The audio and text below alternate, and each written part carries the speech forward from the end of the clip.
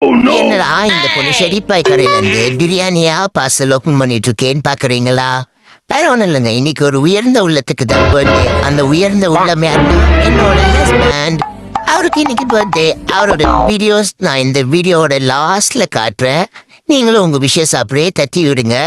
மனுஷன் எங்களுக்காக ட்ரீட் வைக்கிறேன்னு சொல்லி ஷெரிப்பாய் கடையில இருந்து சிக்கன் 65 பிரியாணி, அதுக்கப்புறம் மட்டன் குஃப்தா பிரியாணி, அதோடவே மட்டன் கீமா, ஷவர்மா இதெல்லாம் வாங்கி கொடுத்த மனுஷனுக்கு, எங்களுக்கு சாப்பிட வச்சு அழகு பார்த்த மனுஷனுக்கு மிக்க நன்றி.